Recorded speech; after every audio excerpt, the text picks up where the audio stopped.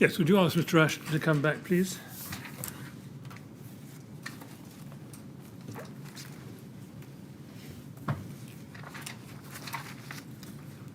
Thank you. Right, Mr. Ashton, ready to carry on? Yes, indeed. Thank you very much. Yes? Ms. Yes, thank you, and thank you, Mr. Ashton.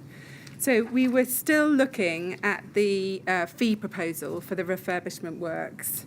And if we can go back to that TMO 100038885 at page 3. Right. And we've been looking at stage F. And then what I want to ask you now is about why is there no mention of the Regulatory Reform Order 2005 in that stage F section?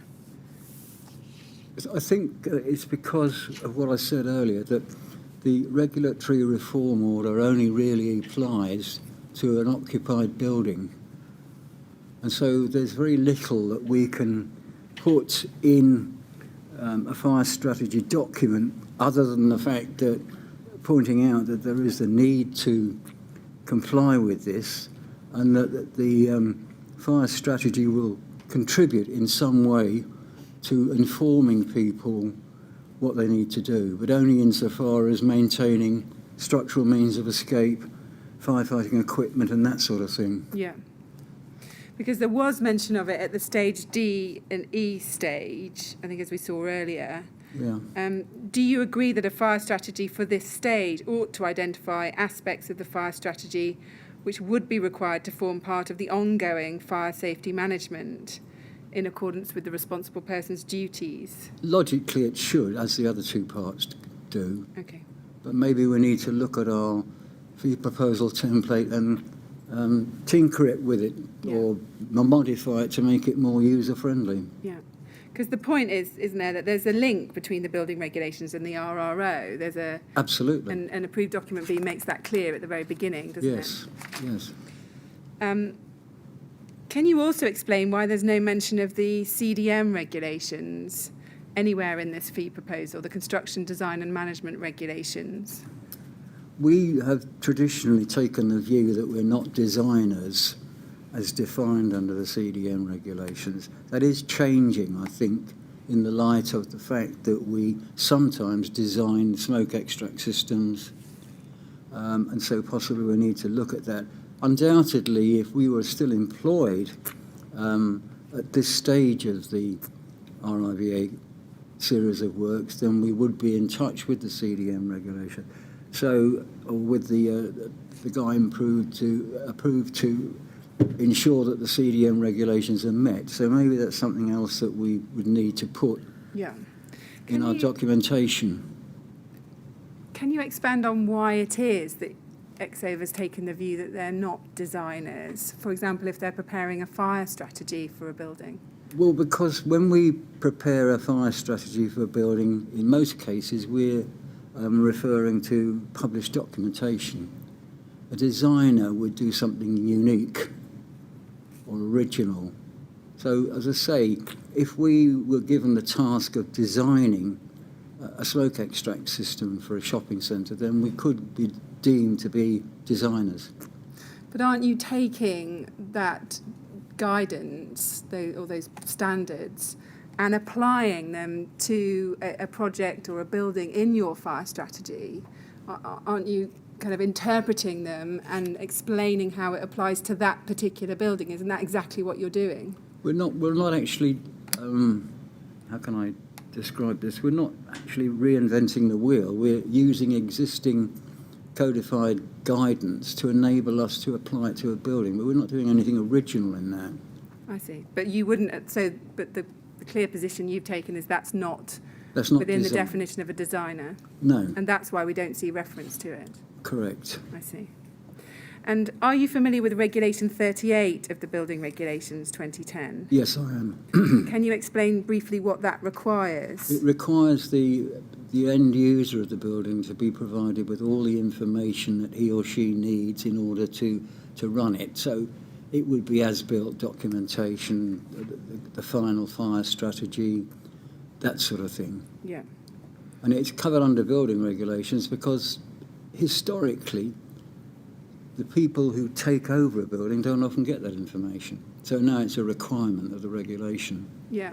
And I want to ask you two questions about that. Why do you not explain, for example, in this fee proposal, that this fire strategy will be part of any compliant Regulation 38 information? It's a good question, and maybe we should. Our involvement in compliance with Regulation 38 would be to ensure that the project manager hands over the appropriate documentation that we've prepared, but that would be the limit of our, the extent of our involvement in that. Yes, because the other question is whether you accept that the fire strategy should have been clear on what the requirements were under Regulation 38 and the information which would need to be passed from the person carrying out the works to the responsible person. Why is that not dealt with in the fee proposal? Well, as I said earlier, maybe it should be. Now, before we come to look at the fees that were proposed, if we can go to the top of page 4 within this document and look again at the fire engineering team. Right. And just to be clear, under this, you were said, if we could look at that second paragraph, you were said there to be the leader of the project, would lead the project with assistance from others. Is that correct? Correct. So is it clear that it was envisaged from the very outset that you would be the project lead, but potentially with some assistance from others as necessary? Yes, it was.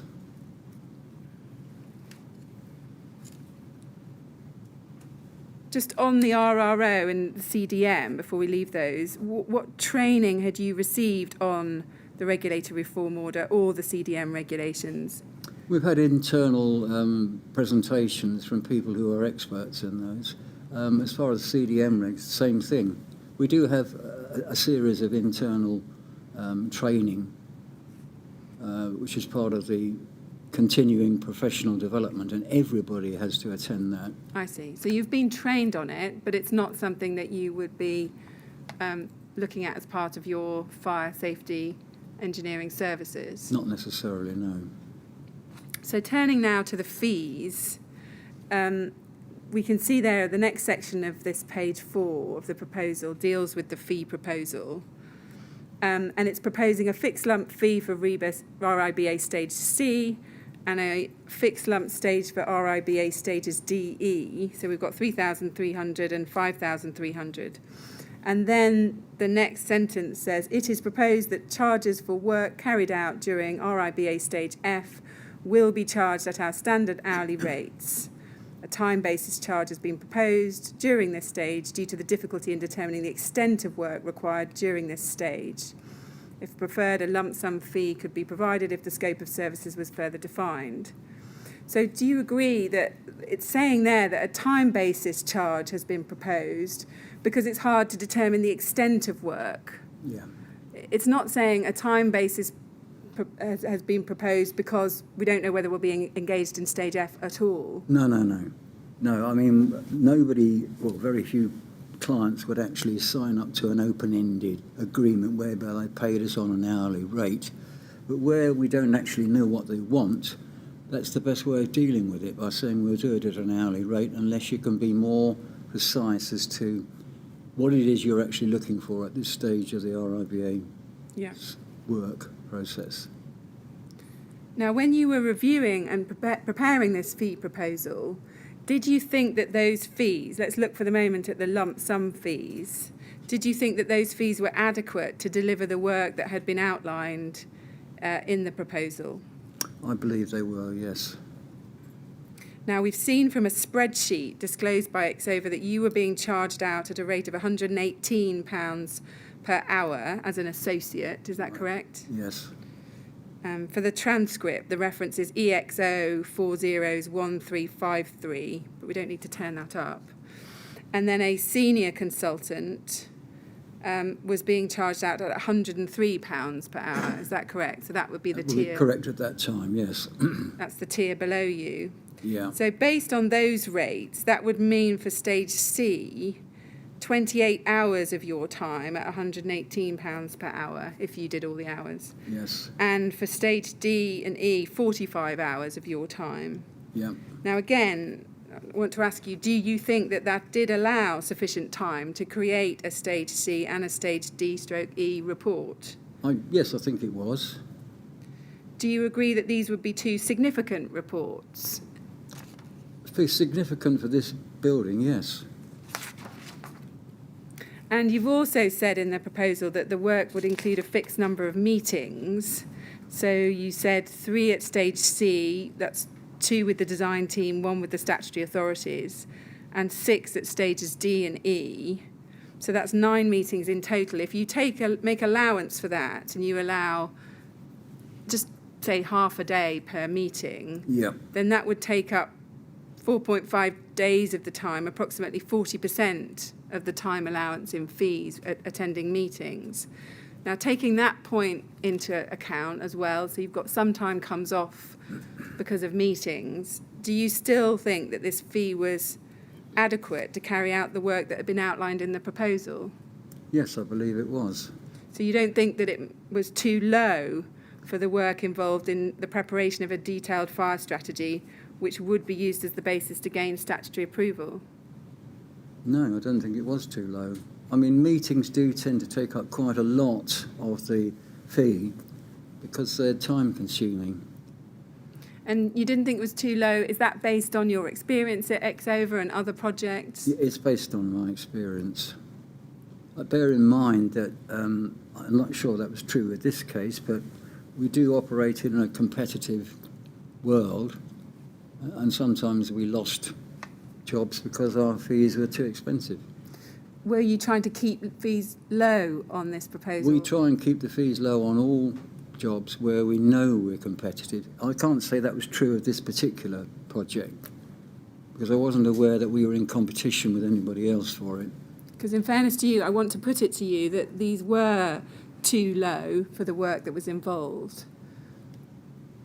Well, we didn't actually use up all the fees, I don't believe, but I'd need to look at the actual breakdown to see whether or not we were going to lose money on it. Yeah. We have lost money on projects where we've underbid them. You know, that's the way of the world. We will look at how much was billed, and I think that the position is that everything was billed at stage C, but not everything was billed at stages D, E. So we'll look at that at the end. That was my recollection. Yeah. Yeah.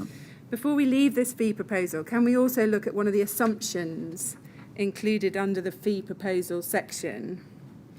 If we look at the second to last paragraph under that section, I think we need to go down the page. So it says here, we have assumed that our work would only be carried out once and would be based on an agreed set of building layouts. Any subsequent changes, revisions to the building layouts that require additional time from ourselves would be treated as additional work and therefore charged accordingly. Any further work identified outside the above-mentioned scope would be considered additional work and would be subject to an additional fee proposal. Do you see that? I do indeed. And I want to ask you about that assumption at the beginning there, that it would be based on an agreed set of building layouts. I think that, again, this is standard wording. And when we were looking at the various permutations of floor layouts for the lower 4 floors of Grenfell, we did look at several different layouts, so that was actually didn't comply with that. I think this is more intended to apply to a development where someone has a fairly firm idea of what they're going to do, but if they decide they want to change it completely, and that does happen in practice, then we would reserve the right to ask for more money, to put it crudely. Yeah. I mean, I think you partly answered my question, but I was building up to say, was that really realistic, given that the layouts can change regularly during the design development phase? Was it really realistic to think that the work would be only carried out once on an agreed set of building layouts? Well, the changes that were made were fairly modest, moving around partitions in 1 or 2 floors of the building When we put this in our fee proposals, we're not envisaging minor changes to the layout. We're talking about a major design change. Okay, but as you've said, it came to pass in the end that We were looking at you were looking three or at four iterations of Yeah. the same floor plans, yes. And just stepping back from it, do you agree that there's nothing in this fee proposal which limits the scope of Exova's work and services to the remodelling of the lower 4 floors of the tower? Sorry, would you Yes, sorry. didn't quite understand that? Do you agree there's nothing in this fee proposal which limits the scope of work to the remodelling of the lower 4 floors? No, it doesn't. And do you agree that the clear intent of the fee proposal was that it would cover the whole of the Grenfell Tower refurbishment project, as outlined in Mr. Soons's email of the 3rd of May, which we looked at earlier? Yes. So, and then finally, before we leave this fee proposal, as we discussed briefly before, this fee proposal was reviewed by Mr. Sean Mack. Yeah. We see that on page 5, at the bottom of the page, if we can turn that. Indeed. So we've got this box, reviewed graduate engineer, on the 9th of May. So we know he's junior to you. What was the purpose of the review which he did of this fee proposal? Well, it was just to make sure that everything that was in there made sense. It's less critical when you're doing a fee proposal for it to be peer reviewed. All you're really looking at is, do the sums add up? I see, yes. Have you've allotted a certain amount of time to this? Are the charges that you are proposing commensurate with those? I see. So he's not doing a real in-depth examination of whether the scope fits with the No, project? he's just doing a technical, a check, really. Yeah. It's not like a technical review of a fire strategy. That's slightly different. Yeah. Let's go and look at his witness statement and what he said. That's at EXO 401766, page 2, paragraphs 3.2 and 3.3. So he says, on the 9th of May 2012, my colleague Terry Ashton sent me an email asking me to review a draft fee proposal for works relating to the Grenfell Tower refurbishment project. The draft fee proposal is largely based on a standard template. I have no recollection of receiving this email or reviewing the draft fee proposal.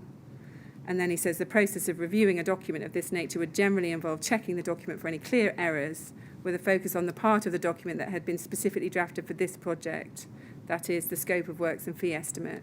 I do not recall whether I suggested any changes to the draft fee proposal. So I think it follows from your previous answer that you would agree with him as to the description of the review process he's carried out. That's correct, yes.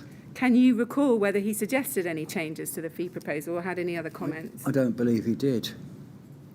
Well, I mean, it's how often would reviewers have comments on fee proposals? very rarely. Occasionally somebody might say, for example, have you allowed enough money for this, Yeah. in broad terms? It's interesting to see that he says, I have no recollection of receiving this email or reviewing the draft fee proposal, and yet in 3.4 he said, I confirmed the authorisation of my use of my electronic signature. So, Yes, I suppose he may be referring to the fact there's an email recording that, but he doesn't have a recollection of it. Yeah. Right. Let's look now just briefly at the fee proposal for the existing fire safety strategy. If we can turn that up, that's TMO 100038884. This is dated the 11th of June 2012. Now, it's right, isn't it, that this exercise of preparing a fire strategy for the existing building was because there was no fire strategy in existence for the building. Is that right? That we knew of, yes. Yeah. Now, at page 3, if we go on to page 3 of this, it's indicated that this was reviewed by you. If you look at the text at the bottom, Yes, it's authored by James Lee, yeah, and you've reviewed it on the 11th of June. right. Do you agree that it was reviewed by you on the 11th of June 2012? It would have been done there or thereabouts, depending on availability. Do you have any recollection of doing that? Reviewing the fee proposal. Oh, Yeah. yes, I remember doing it. When I said it's there or thereabouts, occasionally we might see it a few days before. And it isn't until we confirm that, you can use electronic signatures that it actually gets dated and signed. I see. So it's done in draft form. Yeah, It's then agreed, and then it's sent for formatting. I see. Can we just look at what you say at paragraph 3.24 of your witness statement? That's EXO 401621 at page 7. Now you say there, I am aware that a separate fee proposal was provided in relation to a fire strategy report on the existing condition of the building. I was not involved in this work, and I do not personally recall how it came about, so I will not comment on it. Do you see that? Yes. Now, when you say I was not involved in this work, what do you mean by that? I wasn't involved in doing the work or reviewing the work that was done. Signing reviewing a fee proposal isn't the same as participating in the project. I see. I know it was dealt with by our colleagues in Warrington, but I'm not quite sure how it came about, which is what I said in my statement. Well, we're going to come back in a moment and look at this and what happened about the existing fire strategy. Okay. Before we do, at this point, can I just go to paragraph 3.14 of Mr. Lee's witness statement? That's EXO 401740 at page 4.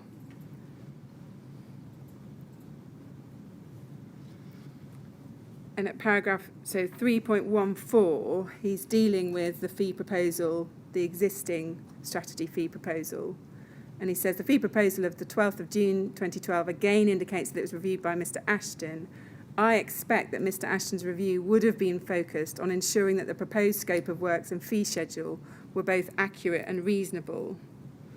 Now, given we've seen your name and you did review it and you've confirmed you reviewed it, does that accurately reflect the scope of the purpose of the review to check whether it was accurate and reasonable? That would be normal for any review of a fee proposal. Because Mr. Lee's describing it here as whether it's accurate and reasonable, and Mr. McElhaney's described it as whether there's clear errors. Do you see those two things as the same, or are they describing a slightly... No, I think they're saying the same thing, to be honest. Now, we'll come back to Exova's quality control processes later, but can you explain why on one reading they are different accounts as to the type of review that would be done? One is saying accurate and reasonable, and one's saying clear errors. The subtle difference between the two is reasonable implies is the sum of money you're quoting appropriate for what you're doing? Yes. That is the difference between the two. And when you would review a proposal, would you be, so with the existing fire strategy proposal that you reviewed, would you have been asking yourself, is this sum of money reasonable? I would indeed. I see.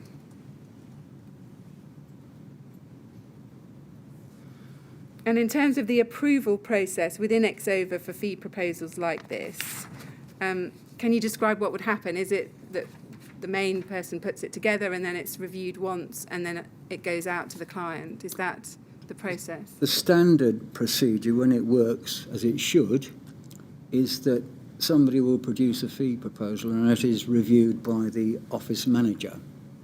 Now, that arrangement frequently falls down because of lack of resources. People are out of the office or people are working too busy to review it. So there is a tendency, and it's not in a huge number of cases, but we need to get this fee proposal out. Can somebody review it for me, please? But in an ideal world, fee proposals as well as reports would be peer reviewed. Yeah. What checks? I mean, you've said you would have asked yourself whether it was a reasonable quote for the existing fire strategy. Right. Can you explain the process by which you would go about getting to that position? What checks would you do? Well, whether the amount of work specified in the fee proposal, the charges for those were reasonable in the circumstances. I mean, was it a kind of gut reaction to the fee? Pretty much. Yeah.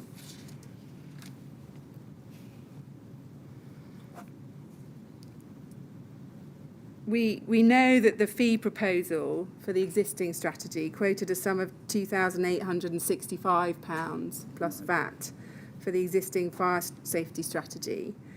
I want to put to you that that was a very low fee for the amount of work that was involved in the existing fire strategy report. As I understood it, it was just a review of the existing fire safety arrangements that prevailed in the tower and reporting on that. Now that you could either go and visit the tower and do a full survey and look at every area of the building apart from within the individual flats and then do a very comprehensive report. It might also include a sort of defect survey. To do that, you would be talking about a substantial sum of money. As I understood this was just a review of what the existing fire safety arrangements in that building were, not an appraisal of them, just a record of what was there. I see. So just to be clear and just check one more time, you still think that that was a fair fee, do you, for the existing fire safety strategy, the 2,865? Based on just reviewing what was there, yes, rather than a detailed examination. Let's come on to discuss that existing fire safety strategy. As we know, Ms Cooney produced a draft existing fire safety strategy dated the 16th of August 2012. Right. And she would appear to send this, Ms Barker sends this to you on the 3rd of September 2012. Can we just look at that? So that's EXO 50413.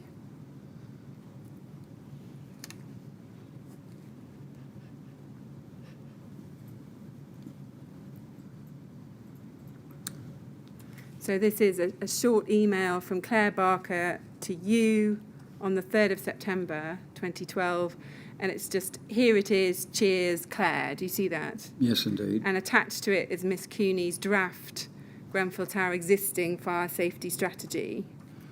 It would appear, and I think Miss Barker confirmed this yesterday, that you'd asked her for a copy of this. Is that correct? Just for information, yes. I mean, I already understood that there were some key recommendations in that draft report which we would need to take forward. Yeah. And those were look at the adequacy of the smoke ventilation of the central lobby, look at the separation between the non-residential use and the residential use, and look critically, if you like, that wasn't the words used, those weren't the words used, but look at whether or not it was desirable to have service risers in the central core. Those are the three things that Kate highlighted in her draft report. Yeah. Do you know why that you were only being sent this on the 3rd of September 2012 and not the 16th of August 2012 when it was actually prepared? Do you know why? No, I don't. I mean, I think I may have assumed that they were dealing with this in its entirety. No, they were only giving me some information which would help me to go forward with the refurbishment works.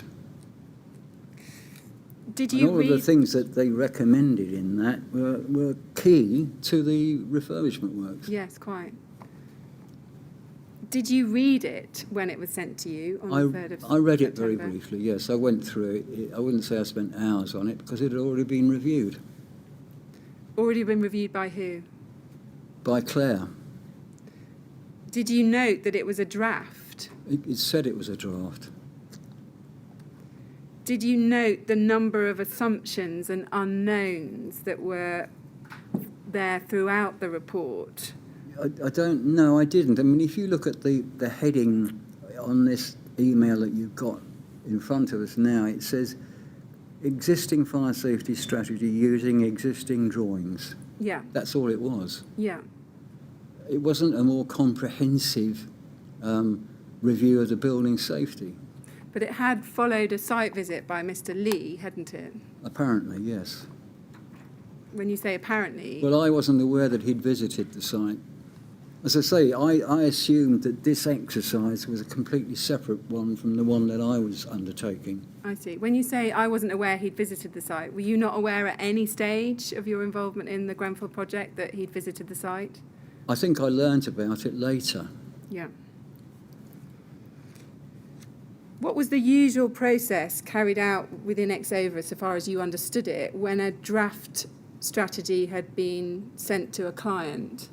It would normally go as a draft for comment, and then once comments had been received, it would have been updated and then issued as a formal issue. And would you expect to discuss the strategy with the client? I would think so, yes. And would Even if that's only by email. And would you expect a final version of that strategy to have been produced? Yes, I think I would have done. And would you have expected it to have been discussed with Studio E? I think, unless I'm wrong, I thought it was Studio E that asked for this to be done. Yes, I think that you're right. Rather They than did. TMO. Can I turn at this point to an email sent to you by Mr. Soons on the 30th of August 2012? If we go to that, that's SEA 6048.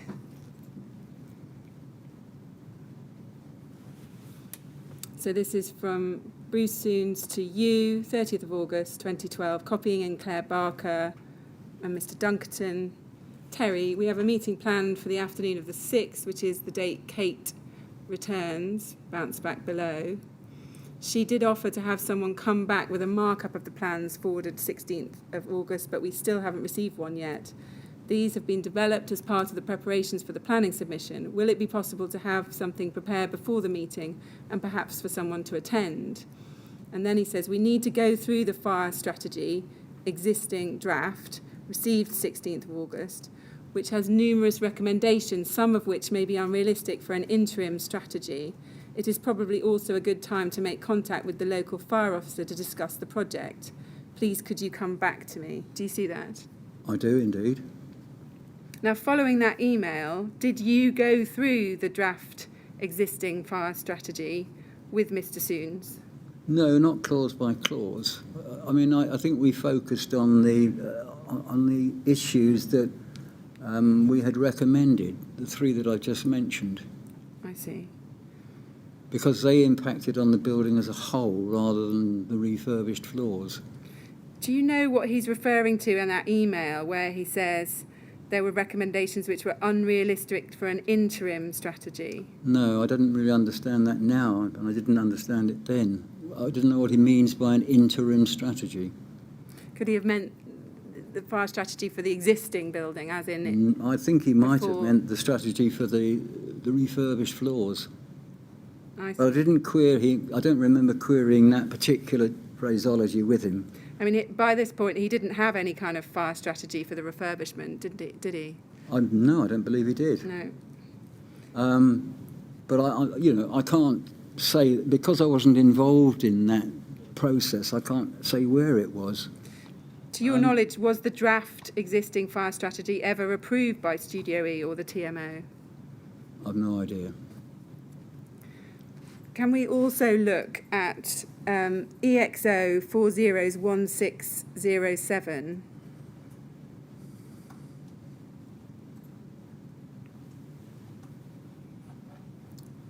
So what we can see is that following that email of the 30th of August, which we just looked at from Mr. Soons to you, on Monday the 3rd of September 2012, you send an email to Claire Barker. Claire, can you please ring me regarding this? Thanks, Terry. Do you see that? Yes, I do. And it appears to be in response to the email you've received from Mr. Soons, which you've set out below. Yes? Yeah. Did you speak to Claire Barker after you sent that email? Yes, I'm sure I did. Can you recall what you discussed? Well, I think it was what was in that report that would have an impact on what we were doing with the refurbishment. But I can't, some time ago, I can't remember precisely what we discussed, but I did talk to her. Did you understand that the existing fire strategy was now your responsibility? No, I didn't. But I think that if you look at the way it was written, it was a record rather, of what was there, but with 3 recommendations which needed to be followed up. Whose responsibility did you think it was, if it was not your responsibility, given it was a draft document? The authors. So your understanding was that Miss Barker and Miss Cooney would work with Studio E, the TMO, etc., what we described, to finalise that strategy? Yes, I would have expected that to be... I wasn't in a position to finalise it myself because I didn't do the survey of the drawings. Did you understand that there was a need for detailed interrogation of that existing fire strategy because it had so many assumptions and unknowns in it? The assumptions and unknowns were relating to the areas of the building that it didn't cover, like the commercial elements. Now, I knew that the commercial elements were going to change. Some of these... As I saw this document, it was intended to report back to the design team on what the existing conditions are in broad terms. You know, how many stairs are there? Are there any defects in that, or potential defects in that, which would have a lesson for us going forward? Did you understand that Miss Barker and indeed Miss Cooney would have no further involvement? No, I've said that I didn't. So you thought they would be... I thought they would finish the job, yes. So did you understand that she was handing the project back to you? She didn't explicitly tell me that. And that wasn't your understanding? No, but as I said earlier, the key things were that we take on board or consider the things that she felt, or they jointly felt, were things that needed to be improved in the building or considered in drawing up the strategy for the refurbishment. Yeah. Can we look at the notes of a project team meeting? If we can go to ART 50404.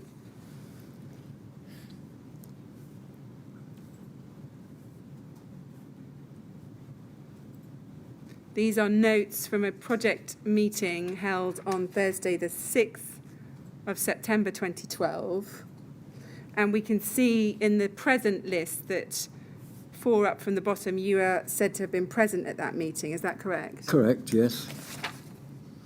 And did you receive the notes of this meeting afterwards? I think I did, yes. Yeah. I'm sure I did. If we look at page 2 of these meeting minutes, under the heading Fire, we can see 2 paragraphs. It says, Exova need to understand the existing situation and whether LFB do test the system twice a year, and what was behind the proposed upgrade works to the smoke exhaust fire. The statutory position on the design needs to be established, as it's not possible for building control to insist on enhancements. Do you see that? Yes, indeed. And that's referring to the smoke control system, isn't it? It is, yes. And then it says this, draft fire strategy needs detailed interrogation, and a meeting was arranged with Studio E early next week to review, and then the actions have Studio E and Exova marked there. Right.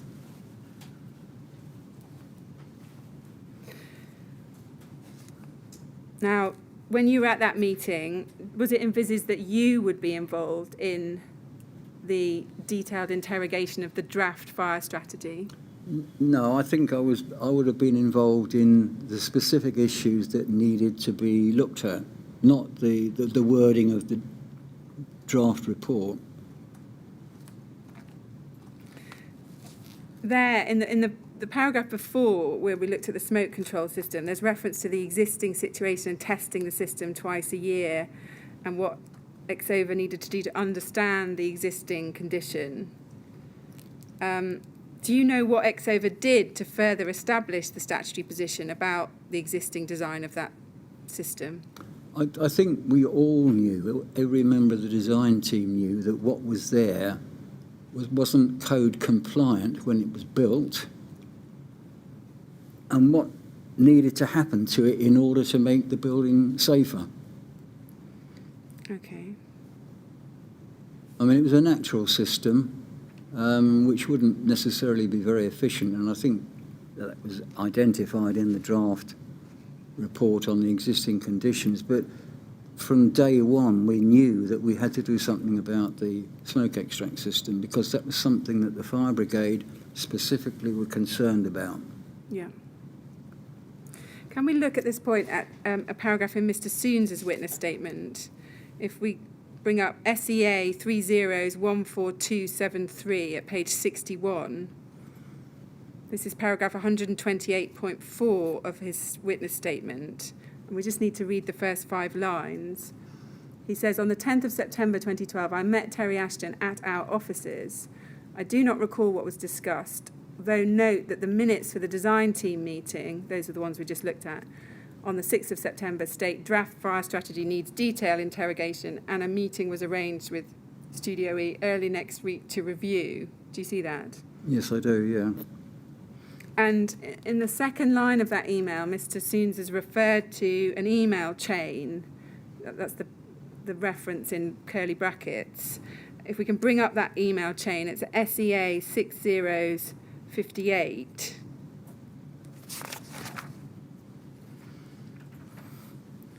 Now, if we can start from the bottom email on page 2 of this chain, this is Mr. Soons to Miss Cooney on the 28th of August.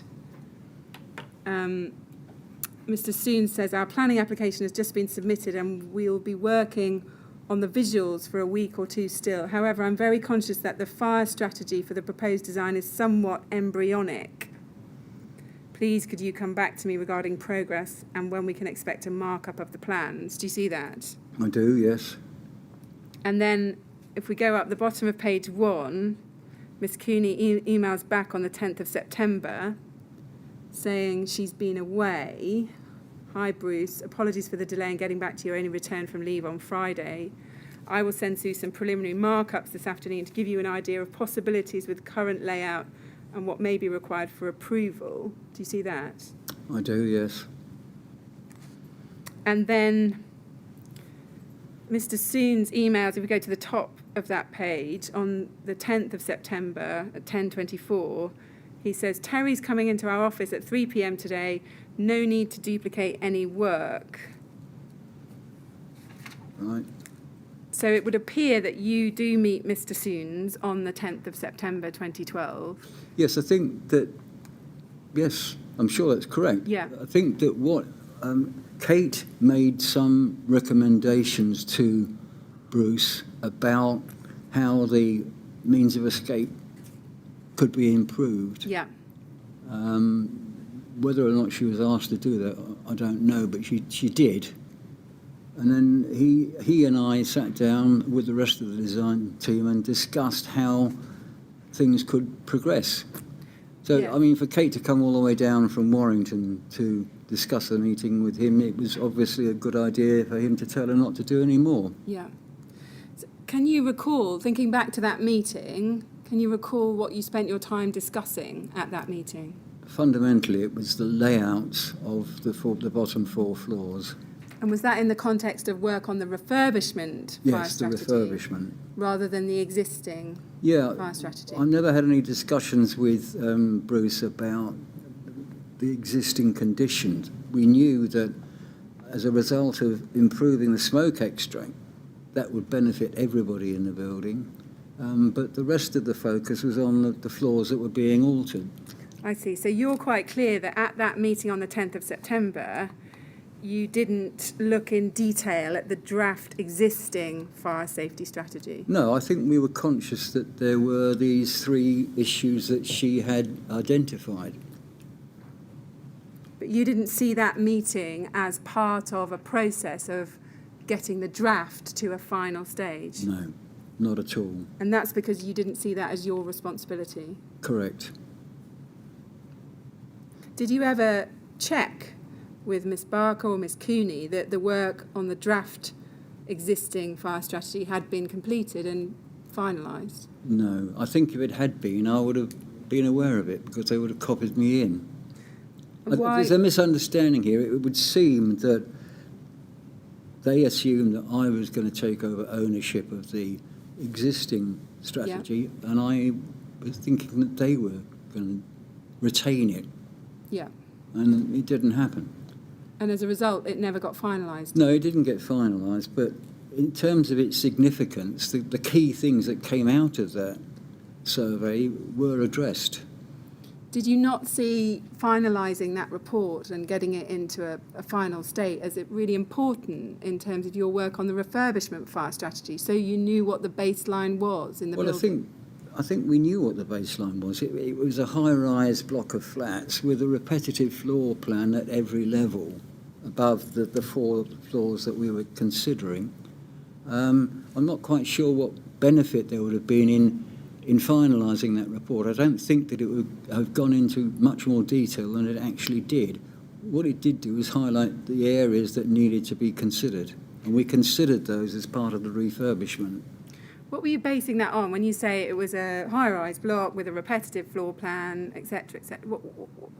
What were you basing that on? Well, I'd seen existing plans. You know, I mean, when they sent me drawings to look at the proposed changes, they included a typical residential floor above that level, just as a bit of background information.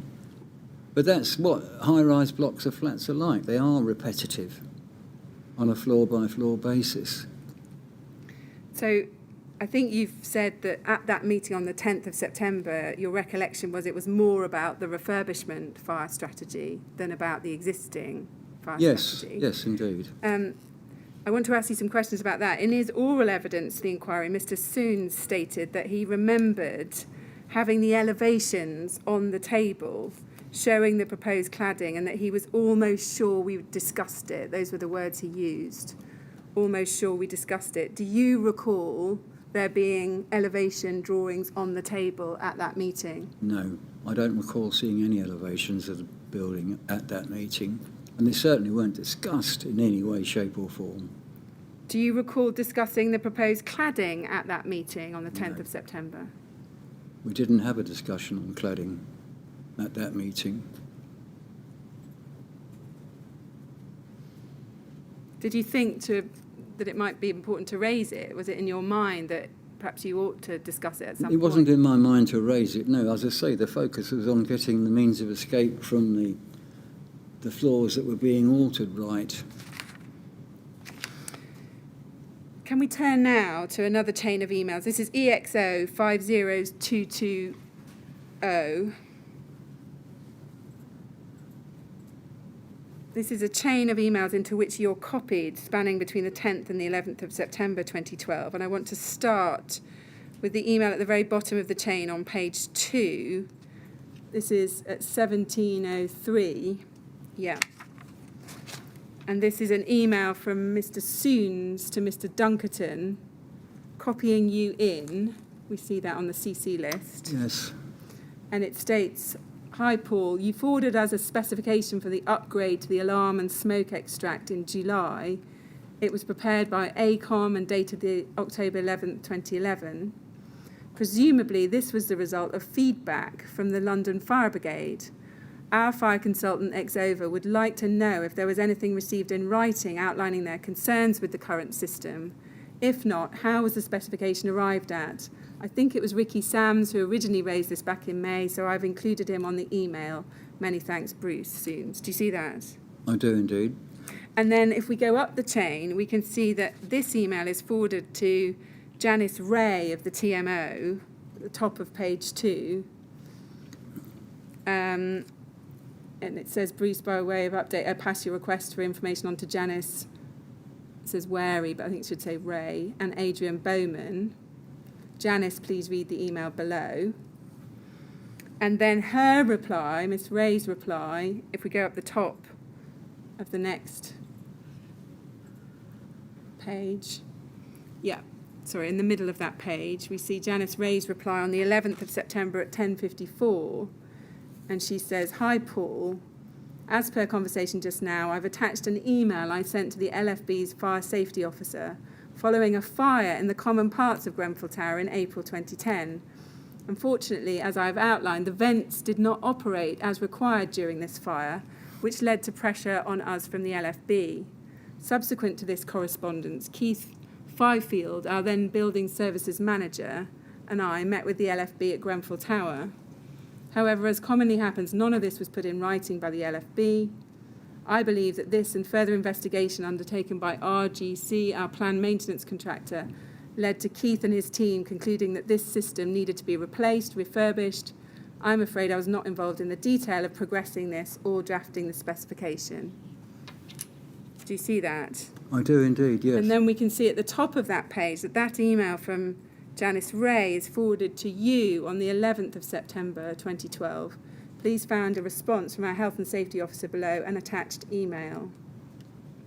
Now, in the light of all of that, I want to ask you, did you think to update the existing fire safety strategy following receipt of this information from Miss Ray of the TMO?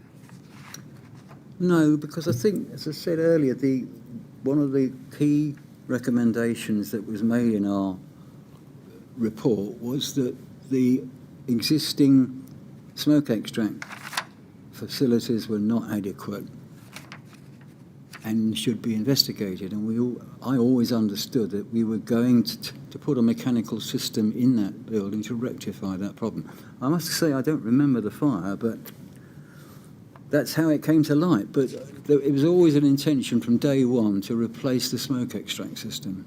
So because it was the intention to replace it, you didn't think it was important to update the existing fire safety strategy to make clear, for example, that the vents hadn't opened during a previous fire? No. I mean, I certainly don't believe that Kate or Claire would have been aware of this email chain. Wasn't that relevant information that ought to have gone into the existing fire safety strategy? Well, only if we were not making any criticisms of the smoke extract strategy. I mean, it all depends on to what level the detail you should need to go to in that report. I mean, they said the smoke extract system is inadequate. Something needs to be done about it, or words to that effect, and I think that's enough. This just provides a little bit of history.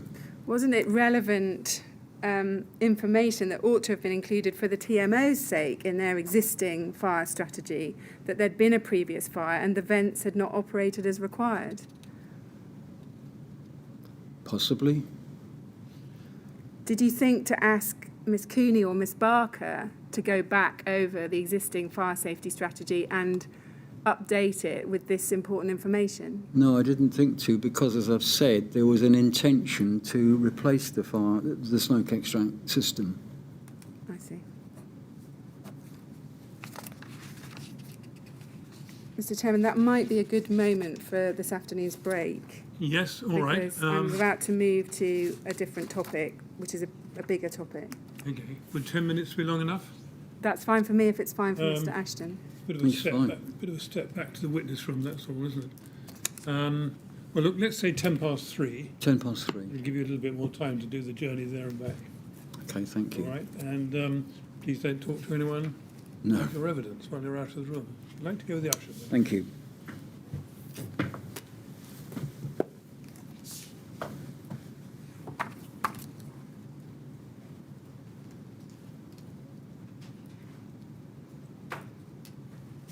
How are we doing on progress? I mean, Yes, we're making good progress. There's a lot to cover with this witness. No, so that was- I am likely to cover the next 2 days with him. oh yeah, no, I just wanted to be alerted if we were going too slowly, but then we could consider the length of our breaks. But I think we're okay. If the witnesses are happy to carry on at this pace, it's fine. okay, good. 10 past 3, please.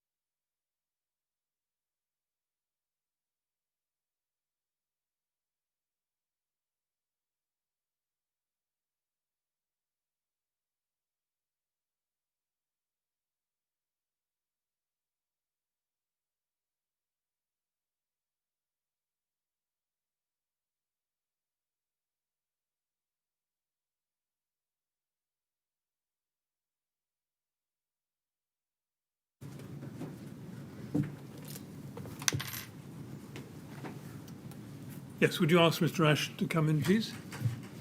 Thank you.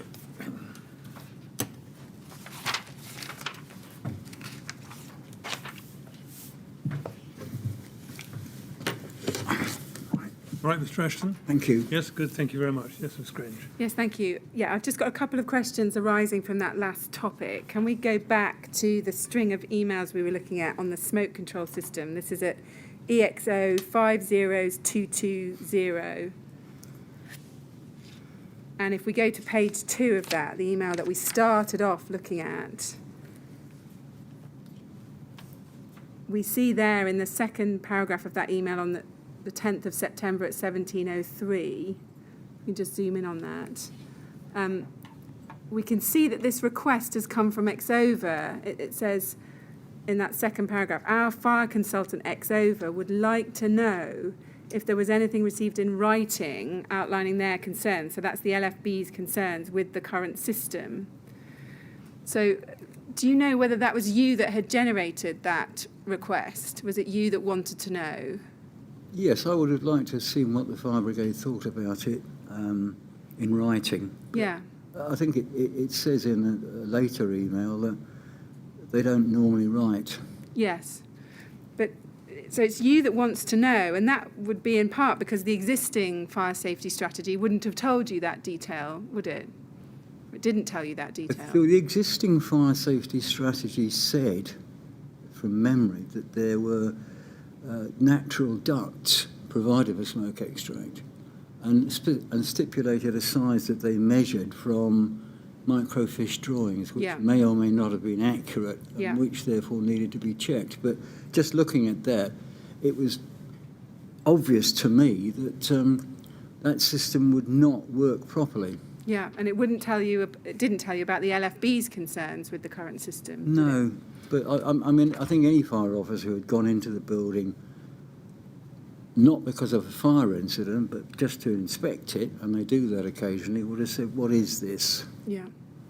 But given that this is helping, we know, the existing fire strategy to inform the TMO's management plan for the building, and although the smoke vent system is going to be upgraded as part of the refurbishment, there are residents living in that tower at the time. Wasn't it important to make sure that the existing fire safety strategy outlined that the system hadn't worked properly in a previous fire? It was that serious. I don't think that Kate knew that when she produced the report. But I may be wrong, but I don't remember considering a fire incident. No, I'm not suggesting Mr. Cooney did know that. I'm suggesting that you then became aware of that information. Why didn't you think, well, we need to put that in the existing fire strategy, because a responsible person needs to be aware that we have a building that relies on a single staircase, high degree of compartmentation, smoke vent system is important, and it's not working.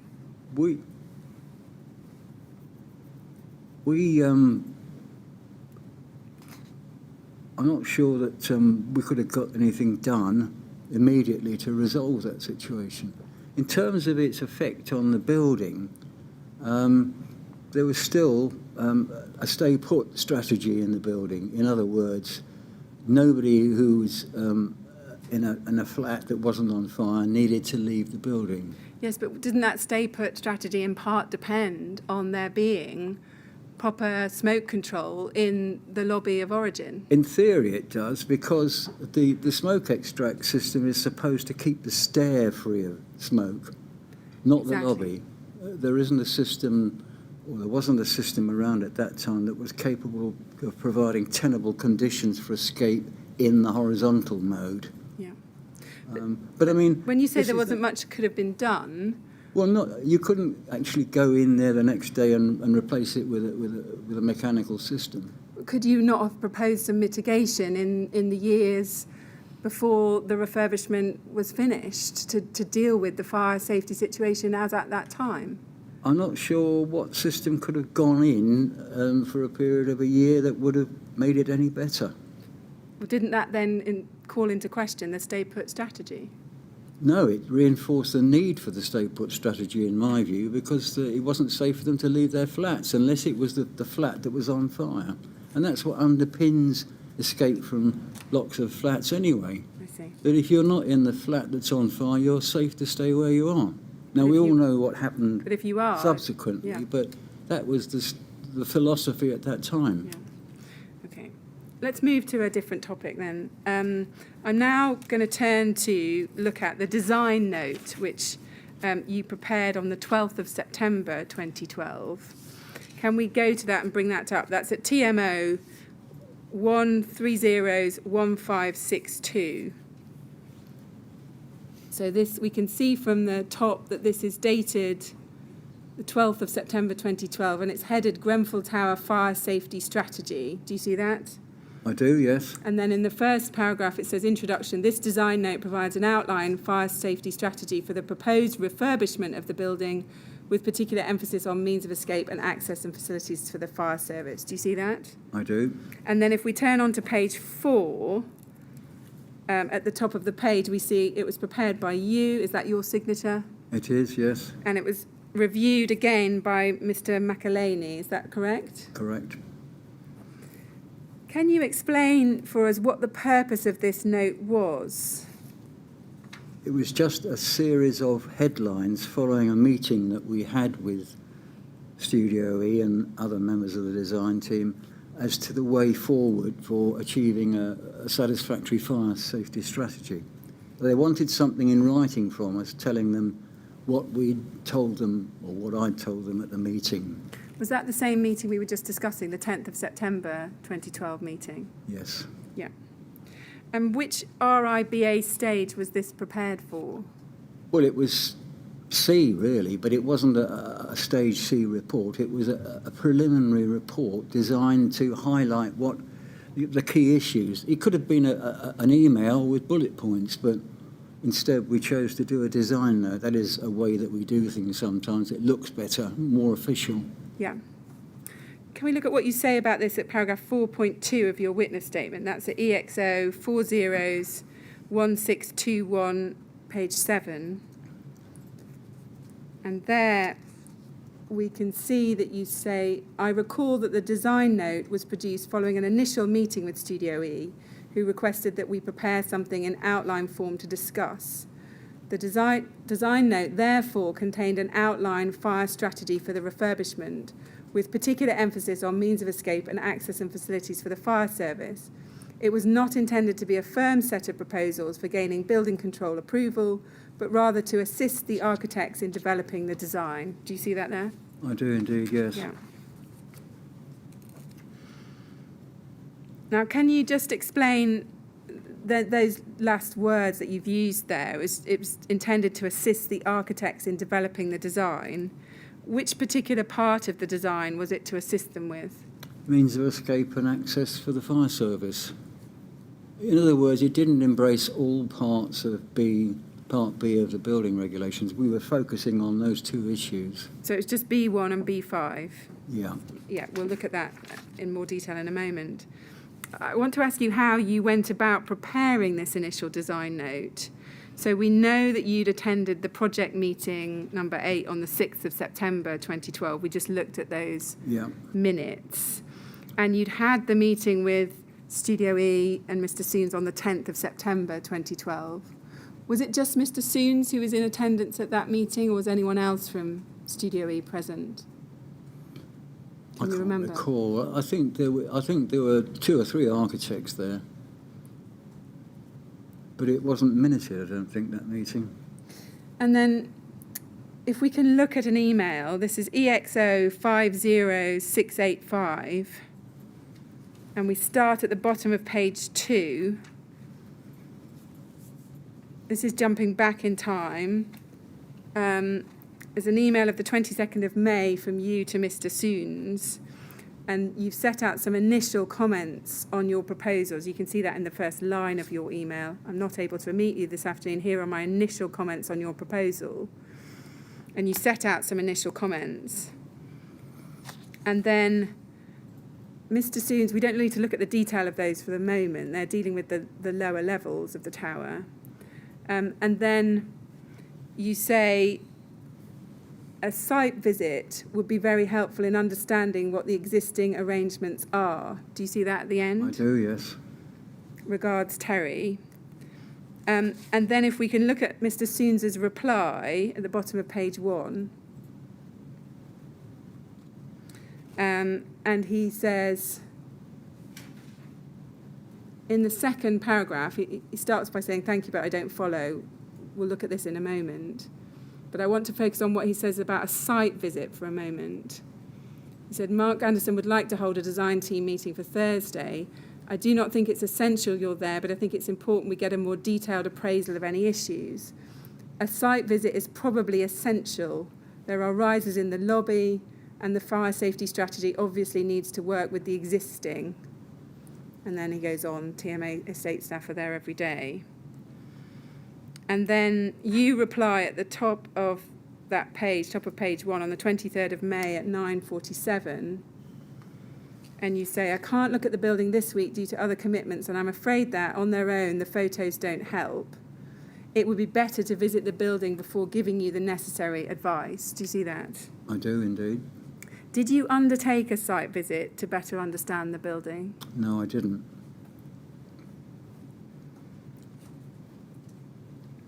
Did you visit Grenfell Tower at any stage during the time you worked on the project? No, I didn't. Can you explain why that was? Other priorities, possibly? Or I became more familiar with the layout of the building based on the drawings that were produced by Studio E. Did you not think that it would be essential, in order to carry out your role as the lead member of Exova's fire safety engineering team, that you visited the building? It would have been desirable, but I didn't do it. Yes, because we can see here your own recommendation to visit the site before giving advice. Do you think you should have satisfied yourself that all areas under your responsibility concerning the refurbishment had been covered by visiting Grenfell Tower itself? It would have been nice to do it, but I didn't do it. Now, we know that Mr. James Lee did a site visit at the end of May that was around 2 hours, and he took some photos, is that correct? I believe so. So just now trying to focus on what you had, what information you had about the building when you prepared the design note. If we can go back to that at TMO 1001562. Now, we know you've received Miss Cooney's existing fire safety report 9 days before you drafted this. We saw that from the emails. Yeah. And you'd also had various sketches and some marked up general arrangement plans that had been sent to you. We can see that from the emails. We don't need to pull it up, but for example, at EXO 50468. Did you have anything else? I mean, did you have any written records of Mr. Lee's site visit? Not in drawing up that design note. Did you have the photos of Mr. Lee's visit when you were drawing this up? I don't believe I looked at them. I think that the object of this was what needs to be done in the future to achieve a satisfactory level of means of escape and firefighting access to the altered floors. So it's about the design changes. We know that Mr. Lee's visit lasted no more than 2 hours, and we've got his the timesheet where he logged 2 hours. That's at EXO 50802. We don't need to turn that up, but would you agree that a 2 hour visit was insufficient to fully survey the building, including the active and passive fire safety systems? It probably was inadequate.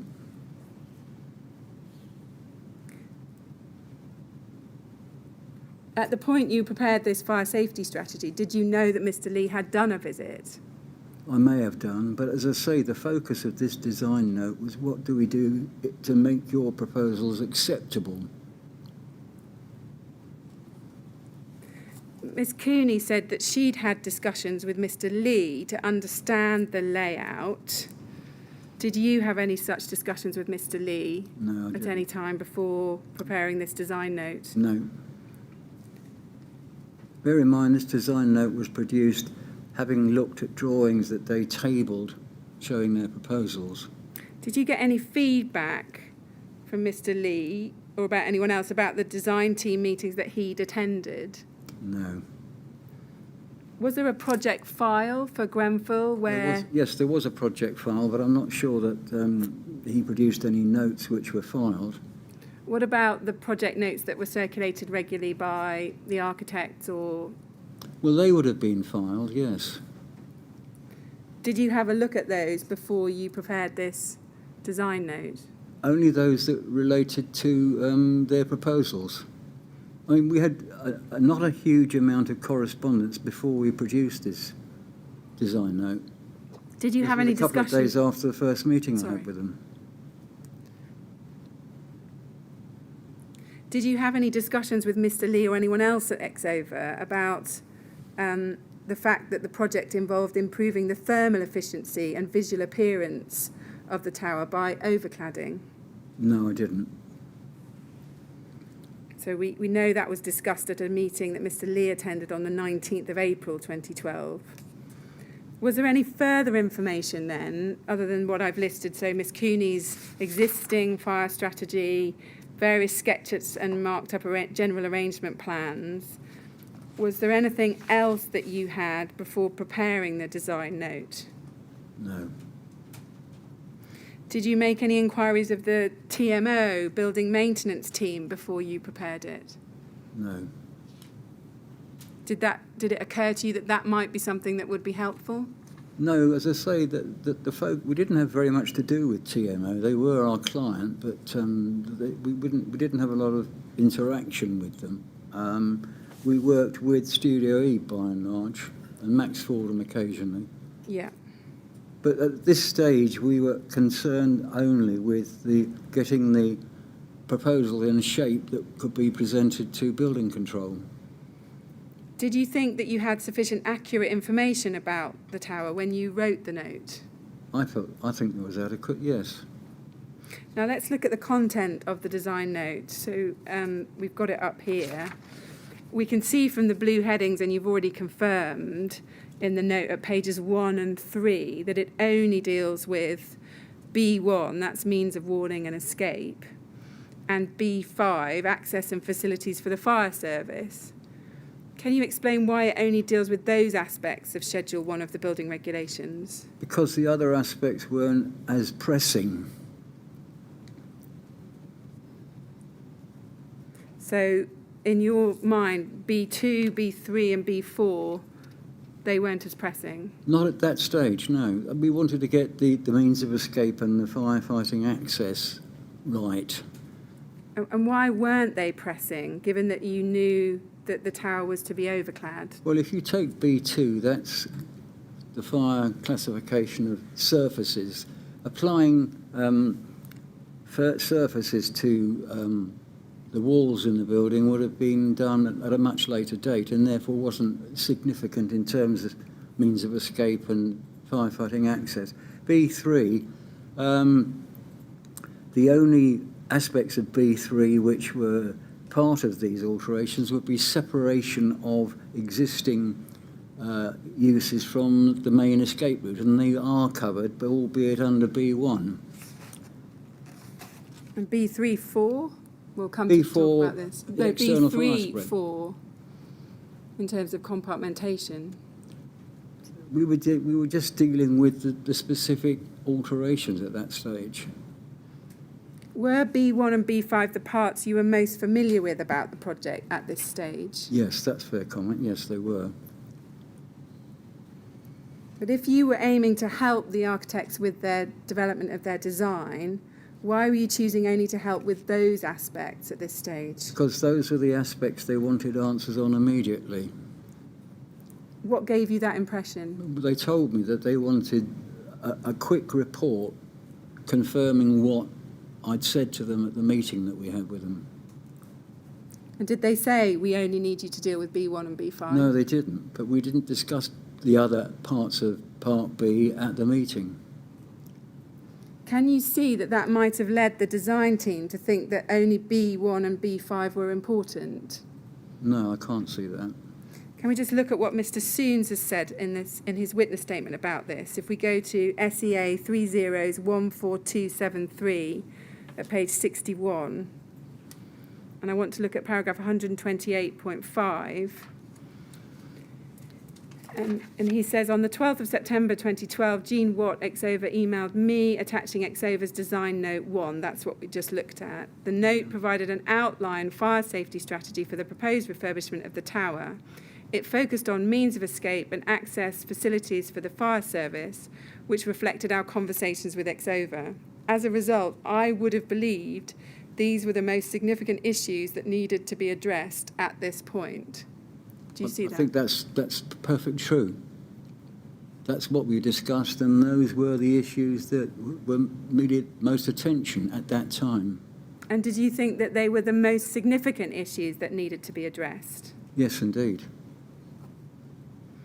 Given that you knew the building was to be overclad, why didn't you consider requirement B4 in the design note? Because we hadn't discussed overcladding in any shape or form at that stage. But you were aware, I think you've accepted this, that there was a proposal to overclad the building. Yes, but our priorities were, and Bruce Sounds has identified the same priorities, was to get the means of escape and the access and facilities for the fire service right as a first task. Yeah. Can we just look at a few instances where the cladding is mentioned? We know, and we looked at it earlier in that initial email of the 3rd of May 2012, that it was one of the 6 principles of the project. Do you remember it was point 4, overcladding?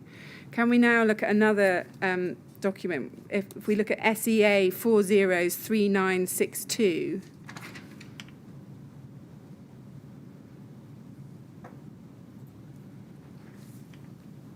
Now, this is an email from Mr. Soons to Ledbetter Mark Deakin, and you are copied in, I think, to this email. Is that correct? Yes. So on the copy list, we see that you are one line up from the bottom on the copy list. Can you see that? Yes, indeed. And in the 3rd paragraph, second line, we see they say, for instance, we are approaching specialist overcladding subcontractors, and I feel it's appropriate that Ledbetter have the opportunity to comment on who they might be. Do you see that? I do, yes. So again, would you have read that email and been aware that they were approaching specialist overcladding subcontractors? Yes. I think I would have assumed that from reading the email. So you were aware of that when you drafted the design note? Not specifically. I mean, it wasn't. I'm copied in on a lot of a correspondence which doesn't ask me to take any action. But I was aware in the background that they were going to overclad the building. Yeah. We know you also attended the project team meeting number 8 on the 6th of September. Can we look again at those minutes? So if we look at that ART 50404.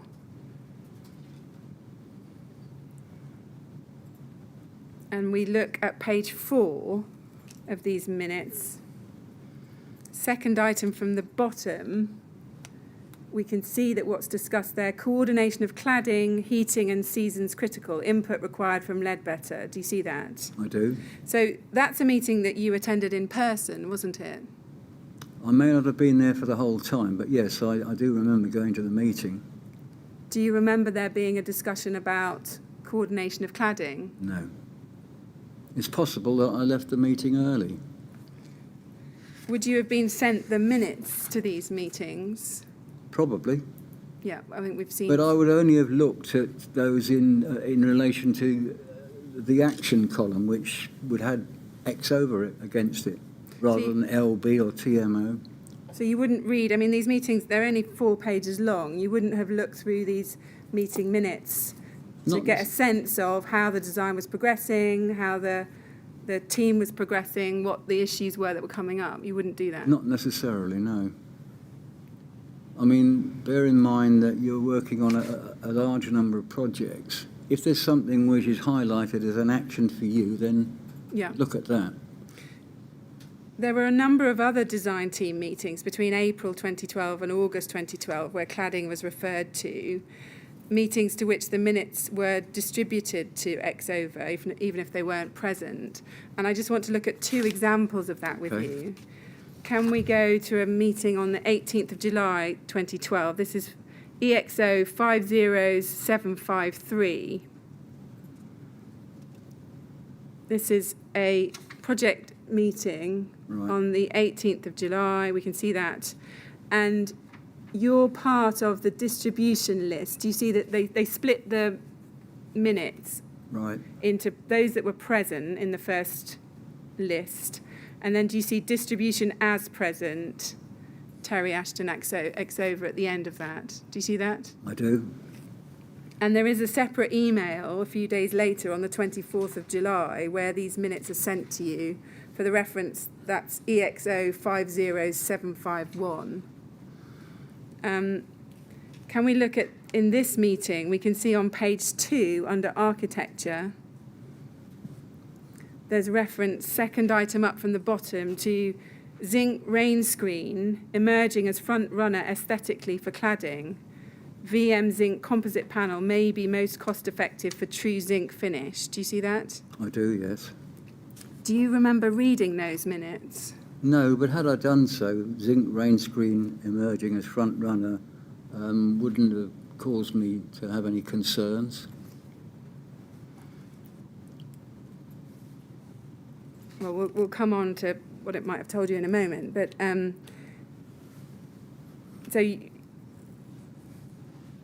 probably didn't read the minutes, if I'm honest, but I mean, had I done so, seeing that wouldn't have rung any alarm bells in me.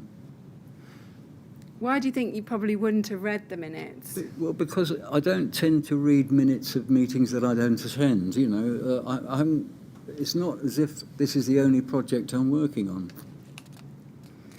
Yes, let's look at another example. On the 19th of April 2012, there's a design team meeting at which James Lee of Exova was present. This is TMO 1001143. And if we go within this, sorry, just to note, James Lee is midway down on that present list from Exova. And if we go to page 2, at item 3.0, project scope, at the bottom of the page, there's further objectives. And you see there, the first item is improving the thermal efficiency and visual appearance of the facade, possibly complementary to calc. Do you see that? I do, yes. And then at page 4, there's a post-meeting note. The very last item. Sorry, it's the post-meeting note at 6.0. And in the very last paragraph there, it says the planners responded negatively to aluminium rain screen as a cladding solution, calling it plastic. They would like to see the character of the tower retained or enhanced, even suggesting leaving the diamond piers exposed. They would prefer to see an insulated render system. Do you see that? I do, yes. Would you have seen those minutes, given that Mr. Lee had been present at them? No, I wouldn't. Was there a system within Exova? So we know Mr. Lee left Exova at the end of May, I think it was, 2012. Would there have been a system within Exova for capturing and recording the information on a project so that the person then carrying on working on it would be able to access it? Not specifically. I mean, I think that if I were taking over a project from somebody else, and that wasn't the case here, but if I were, then I would familiarise myself with it. I might even have a discussion with my colleague as to what issues had been discussed or needed to be resolved. But you're named as the lead Exova consultant from the beginning. But that doesn't mean to say I'd go to every meeting.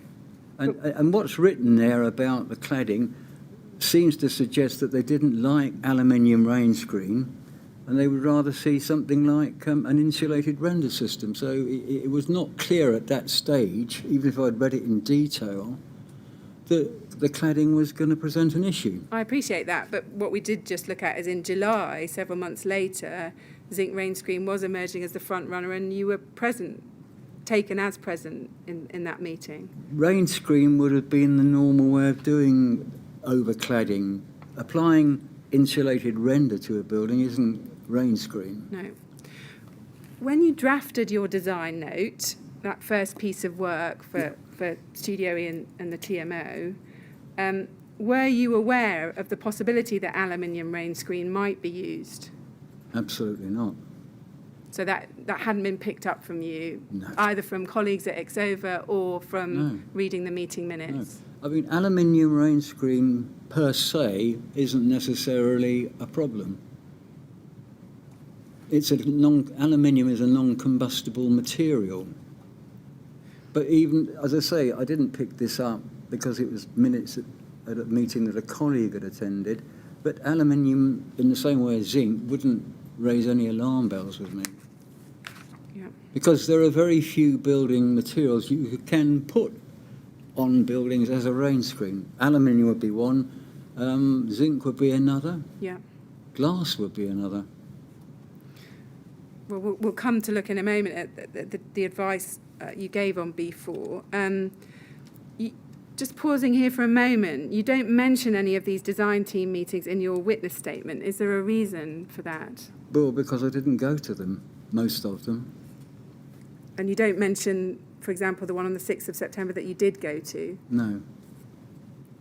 Because there wasn't anything significant in that, in my view, that was worth mentioning in my witness statement. If we can go back to the design note, which is at TMO 100011562, do you agree that the overcladding should have been mentioned at the very outset of this design note as a significant part of the refurbishment? No, not really. Even though you described this as, in that first note, as an outline fire safety strategy? Addressing two specific issues only. But do you agree that overcladding a building of 23 stories is a significant piece of work? I would agree with that statement as a general statement, yes. And with the potential to make a significant difference in terms of the fire strategy for the building? Ultimately, it would have done, yes. Now, let's look at your witness statement again. This is at EXO 401621, page 7. At paragraph 4.3, you state in the second sentence, the design note does not consider cladding. The only information I had at this time was the reference to an intention to have overcladding in Mr. Soons's email of the 3rd of May 2012, and I had not seen any specific proposals that could be commented on. Do you see that? Yes, I do. What do you mean there by specific proposals? What did you have in mind Well, when you wrote materials, possibly. I mean, we knew that there was an intention to overclad the building, but we didn't know what with. Even though you didn't have those specific proposals at that stage, didn't you think it might have been helpful to explain the regulatory framework which would apply to any overcladding work? Not in that particular document. Why was that? Well, because that document that I produced there, we're talking now about the design note, was quite specific to two issues. Did you ever think at this time about whether it might be helpful to explain the performance requirements that would apply to any overcladding work of a high-rise building such as Grenfell Tower? Not specifically, no. Did you ever ask Mr. Soons for the specific proposals about the overcladding? No, I didn't. But equally, he didn't come back to me at any point and say, this is what we're thinking of doing, Terry, what do you think? Yeah, well, I mean, as I put it to you earlier, it was his evidence that in that meeting of the 10th of September 2012, he'd put elevations out on the table. And They weren't discussed. Can you explain why Ms. Cooney did consider the B4 functional requirement in her existing fire strategy, but you didn't consider it in this note? So can we just look at what she says? Her existing fire strategy is at EXO 401074.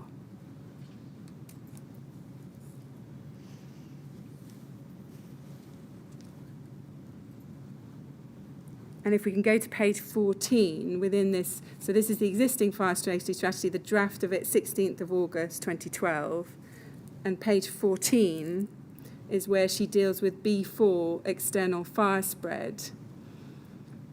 And we can see there that what she's done is explain what the requirement was in B4. External walls of the building should resist the spread of fire over their surface, etc.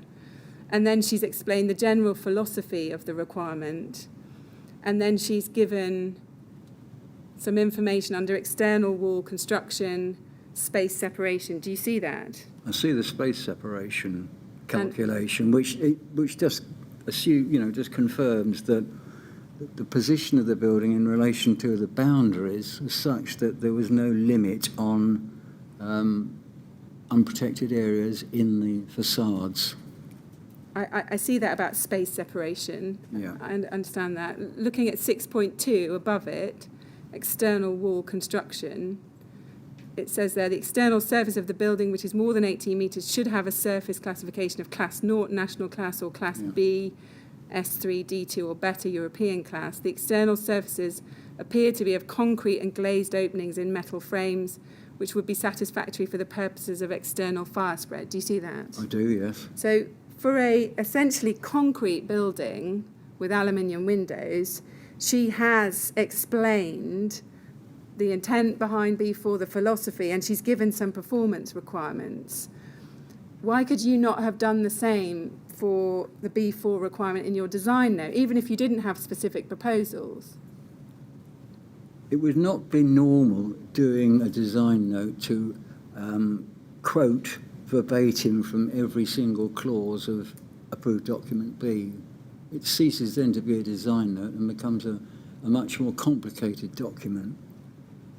But did you appreciate at this stage that the B41 requirement on external walls adequately resist the spread of fire was going to be important, given that it was going to be overclad?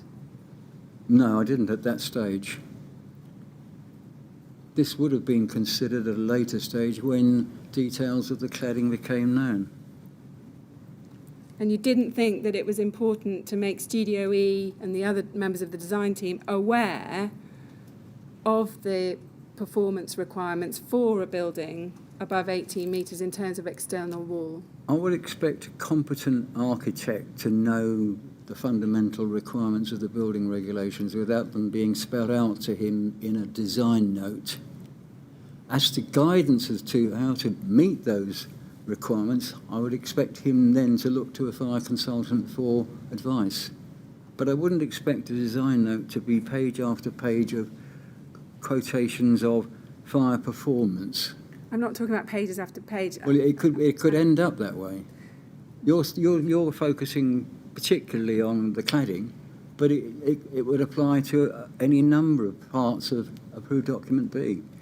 Yeah, I mean, I guess the design note was really a list of points that they needed to take into consideration in the immediate future. I mean, the basic point I'm putting to you here is that even for a fairly simple building with a concrete surface, Ms. Cooney has gone into the requirements and set out some of the performance requirements. Yes. And I'm just Fine. suggesting that could have been done in the design note. It could have been done, but wasn't. I mean, she's just recording what is there, in effect.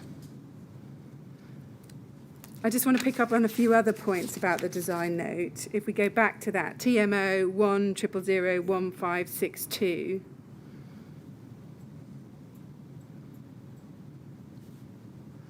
And just a general point, and we'll look at some examples in a moment. Do you accept that often what you do is you don't identify the relevant statutory requirements or guidance which is relevant to the topic that you're considering in the note? Well, under 3, it says 3.1, compliance with B1, means of warning and escape. Yeah. That's the functional requirement which this part of the report is dealing with. Let's just look at some examples. If we look at on page 1 at the very bottom and over to page 2 in section 3.1.2 dealing with means of escape under requirement B1, we don't get anywhere in that section if you look at what's written there and then over the page. If we can go over the page. We don't get any explanation there of what the relevant guidance documents are that you are relying on when you're giving that advice. Or in specifically with relation to smoke extract? Yes. Well, it was not possible for the existing smoke extract system to be redesigned to a natural system complying with approved document B. It would have had to have been a bespoke system. And that, I believe, is what was ultimately installed in the building. I see. I mean, the point is that you say at the top of page 2 that the existing smoke system serving the common lobbies will need to be refurbished and or modified to reflect statutory requirements. Do you see that there? Yes, indeed. But you don't identify what those statutory requirements are that you have in mind to which it will need to be refurbished or modified. Well, I think there's a lot of this is obvious, maybe not to somebody who is used to dealing with these things on a day-to-day basis, but the fundamental requirement for a smoke extract system in a high-rise block of apartments is that what is provided in the lobby keeps the stair free of smoke. And I think most professionals who are dealing with smoke extract systems understand that completely. Did you ever check whether Studio E understood that? It wasn't Studio E's design responsibility, it was Max Fordham's design responsibility, and I'm pretty sure they knew what they were doing. Do you think it would have been helpful for the design team to have known what those statutory requirements were? Yes, obviously it would have been. But you could say that about an awful lot of the comments a lot of the text that's in there. You could have expanded it. Yeah. You wouldn't have been able to issue that in the short period of time that it needed to be issued. I see. It's really only headlines, as I've said several times. Yeah. Just to take If I another hadn't said the existing smoke extract system needs to be modified, then that you could say, well, why didn't you say that? But I have said that. Just to take another example, if we look at the rest of page 2 there that follows below, we can see that you go on to identify the performance of doors in various locations in that section. So we often see it says FD30S doors, FD20 doors, walls having a 30-minute standard of fire resistance. Do you see that? We see Yes. that throughout this section. Yeah. And again, you haven't identified where that guidance comes from. And it's the same point. Wouldn't that have been helpful for the design team to know where you're getting this guidance from so that they can also have that in mind as they develop the design? Well, I think that, they knew that we were looking at this with the codes of practice in the back of our minds. Whether or not we say you need to comply with approved document B, and that means FD20 doors or FD30S doors, I'm not sure. In a more comprehensive fire safety strategy, that sort of thing will be there. The basis for compliance with the building regulations is compliance with approved document B. This was not that. This was a list, if you like, of headline things that needed to be considered. But isn't approved document B potentially quite a complex document for Yes, that's someone? why they employ fire consultants to interpret it. Yeah. Can we look under the heading altered parts? We see that on that page, on page 2. And under the heading within apartments, that's in capitals and blue, in the last sentence, there, it's actually a separate paragraph. There need only be one exit from each apartment, provided that the travel distance from the apartment entrance door to the furthest habitable room does not exceed 9 metres. Do you see that? Yeah, that's correct. Now, on the topic of travel distances, can we just look at an email sent to you on the 10th of September by Miss Cooney? So this is 2 days before this design note, which is dated the 12th of September. If we can go to that, that's EXO 50388. Right. So this was a long email that Miss Cooney sent you on the 10th of September, and it's thoughts on the possible solution to Grenfell Tower. Do you see that? Yes, indeed. And she's split it into thoughts over different categories. And then if you look the third paragraph from the bottom, she says, I noted some fairly long protected entrance halls on the new levels. I've previously spoken to Bruce. Some are only just over 9 metres. There are 2 entrances to some flats, which could be rationalised, but I've mentioned flat entrance halls opening into the refuse chute lobby is not acceptable. Do you see that? Yes, indeed. Did you check, when you did your design note, how long the entrance halls were before you wrote what you did? Sorry, could you repeat that? Did you check how long the entrance halls were before you wrote what you did in your design note? No, because I don't think the plans were sufficiently well developed at that stage to measure them. 9 metres is the normal maximum of travel distance within an apartment. She was clearly looking at an earlier iteration of the drawings where there were several. At the end of the day, we only ended up with one apartment where the travel distances were in excess of 9 metres, and we provided mitigation for that in the form of an enhanced smoke detection system. I see. So these are even earlier comments than mine, if you like, in terms of what had been developed. Yeah. The point to put to you is, why didn't you include that detail that there might be some over 9 metres in your design note? Well, because the plans weren't fixed at that stage. Were you aware, so this is a separate point about travel distances, were you aware at the time of preparing the design note that there were travel distances at the existing residential levels of the tower between the flat doors and the stair doors that were over 10 metres? No, I wasn't, but that doesn't surprise me. Would that have been a material point to take into account when considering compliance with B1 and means of escape? No, I think that the statutory position with regard to buildings of this sort is that if you are not altering a building, then it's deemed to comply with the building regulations, even if it doesn't meet current fire safety standards. Where you alter the building, then those parts of the building should be, so far as is practicable, brought up to current standards. And there's nothing you can do about an existing lift lobby, where the travel distances exceed the code recommendations. It was approved by the GLC, presumably, when the building was built. I follow that, Mr. Ashton. I follow that there might be nothing you could do about those travel distances, but wasn't that relevant information to be noting in any fire strategy when you're looking at B1, means of warning and escape, that there were potentially travel distances in excess of 10 metres?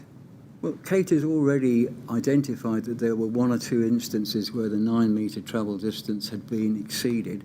It was my job to ensure that changes were made to the design to avoid that wherever possible.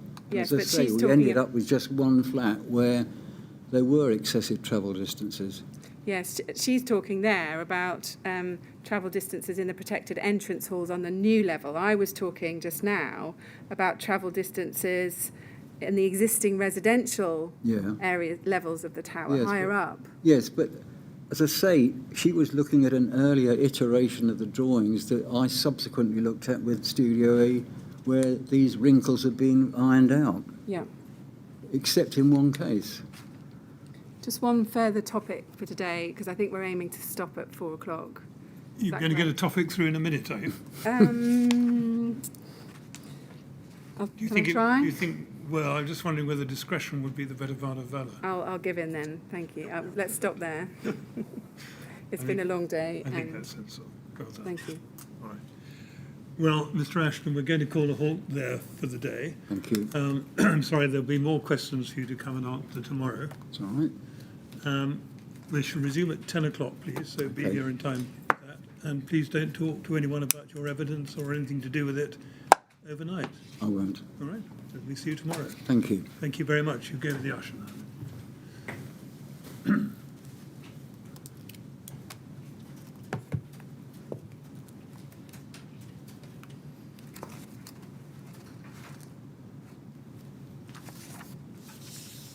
Right, nothing else for today. No, thank you. Right, thank you very much. 10 o'clock tomorrow, please.